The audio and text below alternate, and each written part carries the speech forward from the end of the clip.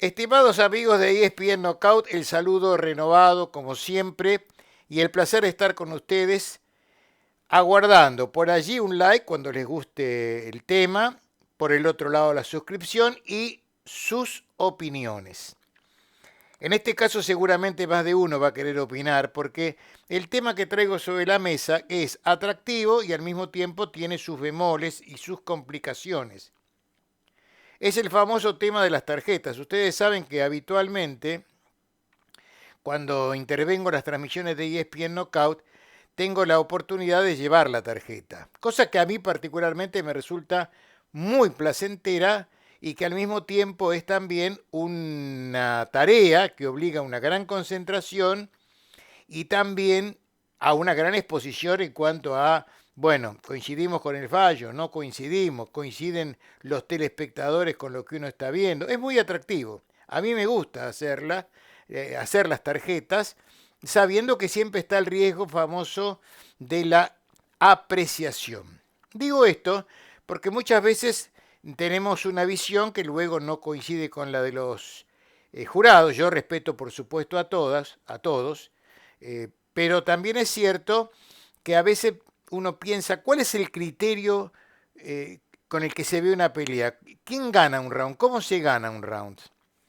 No tengan miedo ni se asusten porque no tengo el más mínimo interés en dictar cátedra ni cosa por el estilo, porque yo no soy justamente el abanderado de la perfección. Todos vemos, en muchos casos, la misma pelea y con diferentes resultados. Lo que sí es cierto que los criterios son los que muchas veces marcan la tendencia de los jurados.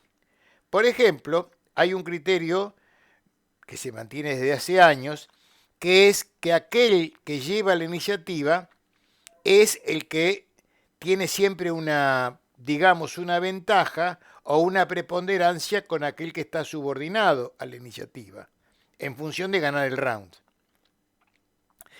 La duda surge cuando aquel que lleva la iniciativa, cuando lleva el ataque, pega menos golpes que el otro que retrocediendo le pega mucho más. Aparentemente, visualmente, da la sensación que hay uno que subordina al otro, pero resulta que cuando uno analiza un poco más finamente la acción, comprueba que el que retrocede a veces está pegando más, porque en definitiva los rounds cómo se ganan, pegando más. Es aquel el que conecta mejores golpes y mayor cantidad. Esta tendencia a premiar a los atacantes, que se viene manteniendo desde hace muchos años, a veces cae en la injusticia, y esto sí creo que es una injusticia, en la valoración de aquel que no es un peleador, que es un buen boxeador, que además a veces tiene poderío para definir, por ejemplo, Ray Sugar Leonard, y otras veces no o no lo emplea, por ejemplo, Floyd Mayweather. Nadie podría decir que Mayweather era nada más que un boxeador que se limitaba a retroceder, pegaba retrocediendo, pero no iba al ataque por sistema. Leonard tenía un poco de cada cosa porque cuando veía la posibilidad iba, atacaba, encaraba la situación y además de tener mucha cantidad de golpes, pegaba. Pero estamos hablando de grandes boxeadores, por supuesto. El noqueador, a su vez, está subordinado a veces a su propia ley. Ataca, busca, recibe a lo mejor mucho, va cediendo posiciones o cediendo rounds hasta que logra meter una mano y se terminó todo y no necesita a los jurados. Esto de quién lleva el ataque y quién pega más sería tal vez una de las bases fundamentales para tener en cuenta a la hora de apreciar una pelea. Esta es mi opinión, por supuesto, yo no soy el dueño de la verdad. Digo la forma en la que yo veo el combate. De la misma manera que también es cierto que muchas veces predomina aquel que logra marcar el tiempo y la distancia. Si un boxeador ataca permanentemente y se enfrenta a otro que moviéndose a los costados lo anula, o sea, hace prevalecer su estilo de girar alrededor, de moverse, de salir, que el otro que ataca, hay que tener en cuenta entonces que una cosa es atacar y otra concretar el ataque.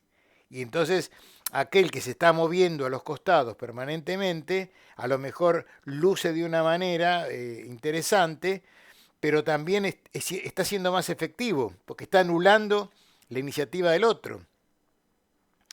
A mí, para mí particularmente, es el que pega más, el que maneja los tiempos, en los que maneja las distancias, aquel que de pronto aparenta fragilidad porque cuando llega a la pelea en la corta distancia amarra al rival, lo anula, porque no tiene la obligación de ir a pelearlo a un hombre que a lo mejor pega más que él. Anular al boxeador, trabarlo, a veces es nada más que eso, una de las tantas herramientas que nos da el boxeo. No estoy hablando del que se abraza sistemáticamente. Más o menos por allí puede pasar el momento en el que uno puede ir vislumbrando quién va ganando el asalto. Digo cuando es más bien cerrado, cuando hay uno que pega mucho y el otro que recibe mucho, no hace falta ser tan fino para la puntuación. Por el otro lado también a veces pasa, esto es un tema que a mí generalmente me atrae y a veces hasta me permite una discusión con algunos jurados, que es el famoso cerrar el asalto. Muchos boxeadores, cada día más, son aquellos que en los últimos 10 segundos tiran más y tiran mucho, porque si el jurado está viendo un round equilibrado, de pronto ese ataque final, ese cierre de round, le permite al jurado poner el 10-9 al que logró esa circunstancia. Por el otro lado, también es cierto que están los pegadores que a lo mejor con una mano no definen la pelea, no ponen knockout, pero ponen tan en peligro a su adversario que terminan ganando el asalto. Porque no es cuestión de premiar la fortaleza, el poder de knockout, sino lo que hace cada uno. Pero el boxeo también obviamente permite a aquel que pega a sacar siempre, o en algunos casos, una ventaja cuando logra conectar la mano. Hemos visto muchos grandes noqueadores que empiezan a tirar golpes y de pronto no saben cerrar el ring, no logran meter la mano porque su rival defensivamente es mejor y se anulan y se frustran. Y se empecinan en meter un golpe solo para definir una pelea y van justamente cediendo las posiciones que el otro le gana en base a contragolpe, a astucia, a mejor dominio del asalto. Hay un viejo concepto que dice, y a mí me parece que es muy bueno, aunque a veces no lo sabemos aplicar, digo lo sabemos porque a mí me pasa, que una pelea a 10 rounds, por ejemplo, son 10 peleas. Cada round es independiente del otro.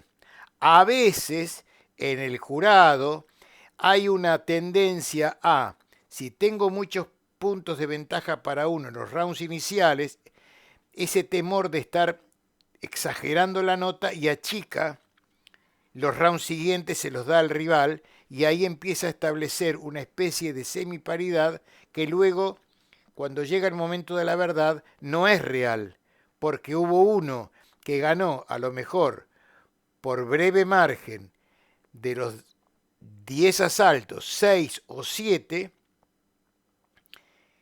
y en las tarjetas no está del todo reflejado porque el ataque del otro o porque ese margen no fue lo suficientemente amplio para el jurado, y entonces comienza esa clásica discusión que también tiene mucho que ver con el folclore y con el libre juego del boxeo, eso de cómo la viste, como suele decirse cuando termina una pelea.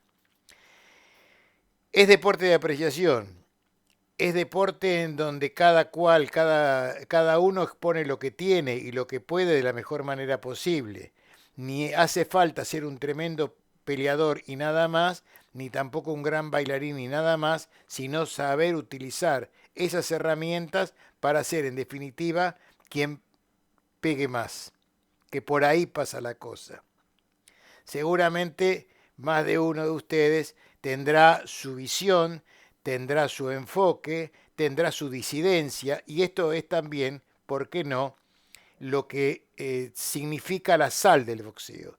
Cuando en una pelea hay una ventaja de 2 puntos para uno o 2 puntos para el otro, uno puede establecer que en definitiva las diferencias han sido para uno o para otro, pero en una proporción lógica, en donde ha sido difícil discernir quién fue el mejor.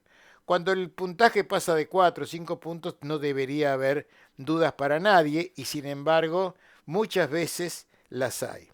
Un consejo, si quieren, porque la verdad que los consejos no se dan si no se piden, sería anotar en casa, cuando uno ve una pelea, cómo está viendo round por round, porque a veces la visión global nos engaña.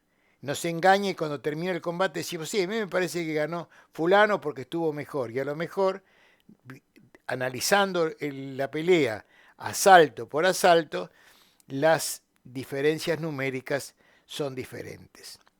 ¿Es parte de la sala del boxeo? Sí. ¿Es parte de la tertulia posterior? Por supuesto que sí. Pero es seguramente también un elemento que nos permite hablar, dialogar, disentir y también de vez en cuando, ¿por qué no?, coincidir. Bueno, nos seguimos viendo. Si le gustó esta charla, si le parece interesante o si tiene otro punto de vista mejor todavía, esperamos su comentario.